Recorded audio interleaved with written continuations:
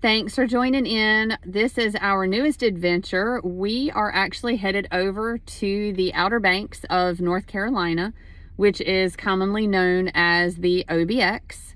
And on our adventures this time, we will be viewing and seeing all the lighthouses over there, which is going to include the Ocracoke Lighthouse, the Hatteras Lighthouse. We'll be seeing the Bodie Island Lighthouse and Currituck. So there'll be 4 lighthouses that we'll be seeing. We'll also be viewing the Wright Brothers Museum, which is actually up in Kitty Hawk. So we're kind of starting off down here at the Cedar Island Ferry Terminal, which we are currently at. We just checked in for our reservation. Our boat leaves at 10:30. We'll start to board about 10:15. This ferry ride is about 2 hours and 15 minutes to get us over to Ocracoke Island. And that's when we'll be joining in some of the fun and start seeing some of these lighthouses. This drive for us this morning from our house was about 45 minutes to get here. So we thank you all for watching this video, and we hope you enjoy it.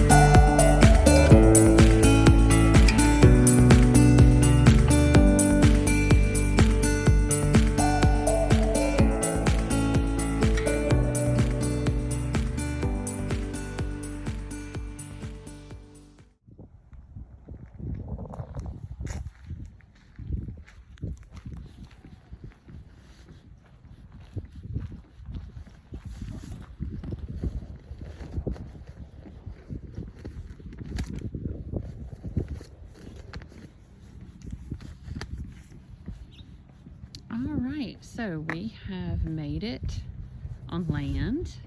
The ferry ride was okay. It was kind of windy, so a little rough out there, but we are now walking up to our first lighthouse on our adventure, and this is the Ocracoke Lighthouse. It was built in 1823, and it's actually the oldest continuously operating lighthouse in North Carolina and the second oldest in the nation. It shines with 8,000 candle power, and it can actually be seen up to 14 miles offshore. So this lighthouse is about 75 foot tall, and it's one of the smallest lighthouses actually on the Outer Banks.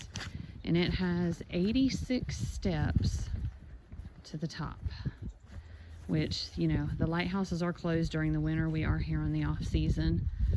So the lighthouses are closed. You can't actually climb them.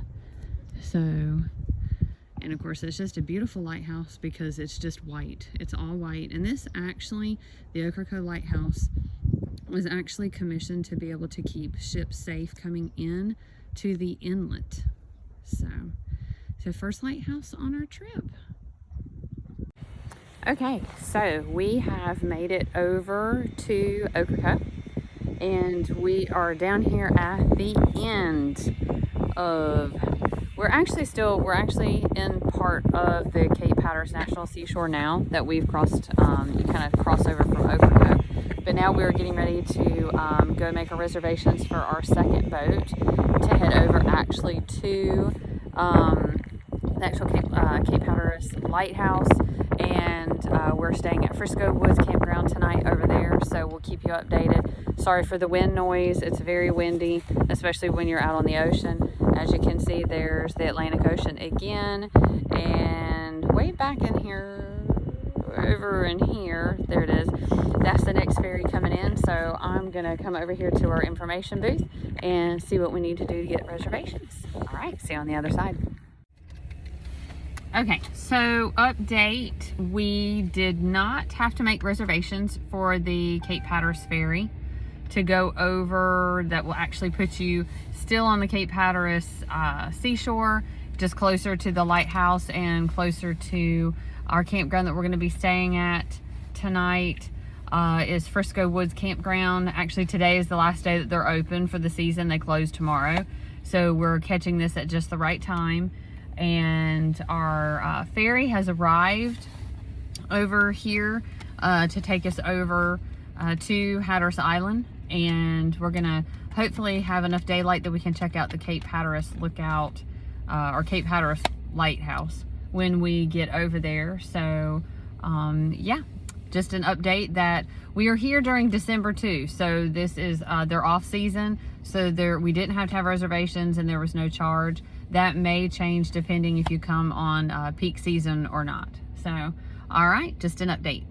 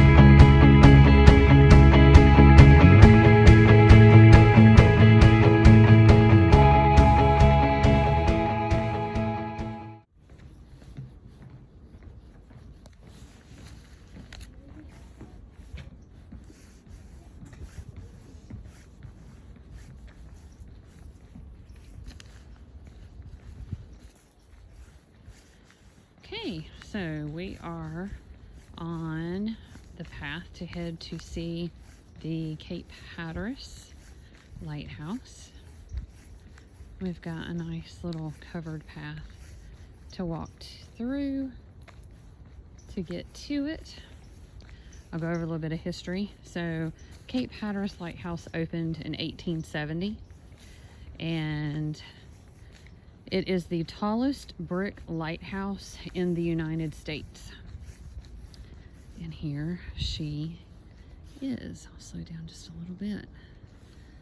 So it's 193 feet tall, and that is starting from the actual base of the lighthouse. And I'm gonna kind of walk out over here so I can kind of shine up a little bit.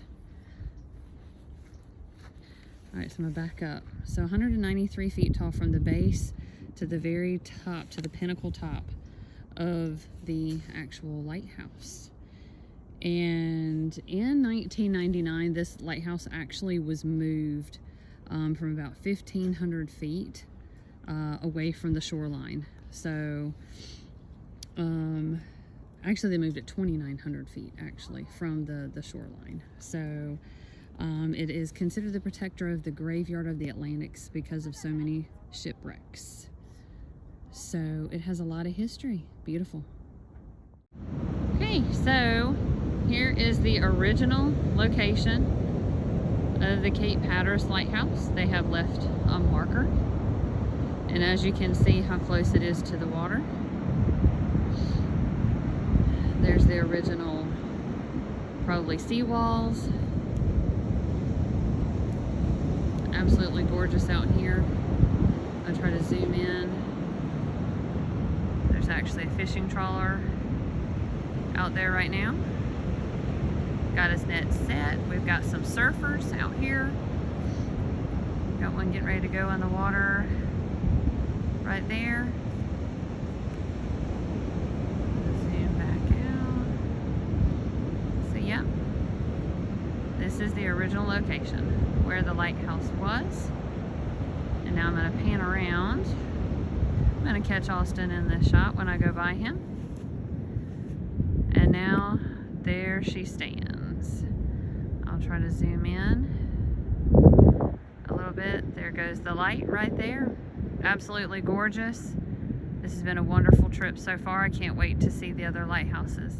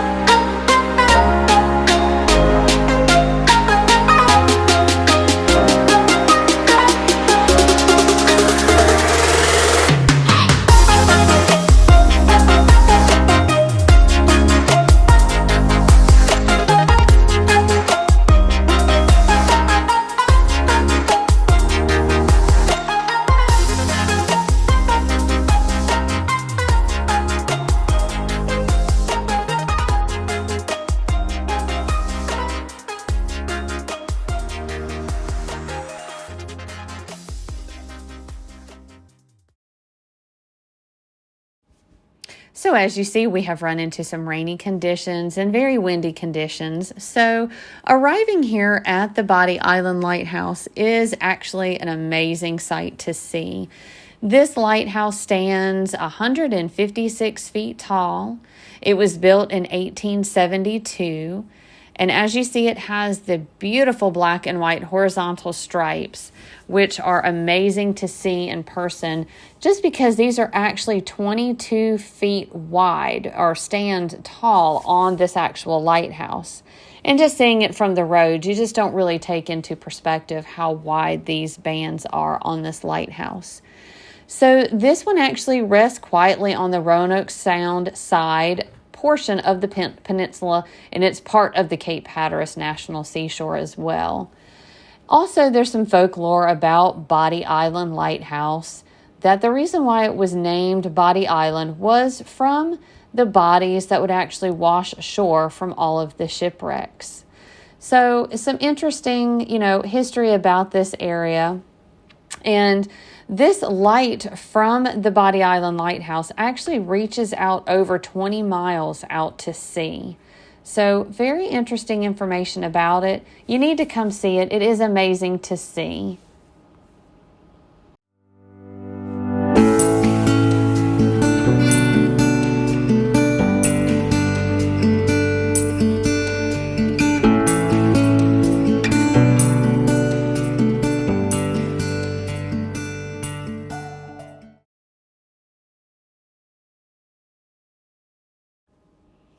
right, so blue skies, beautiful blue skies actually today for us to be able to view the beautiful Currituck Lighthouse today, and some interesting facts on it. First lit on December 1st of 1875, and this beacon actually filled the remaining dark spot on the North Carolina coast between Cape Henry and the Bodie Island Lighthouse.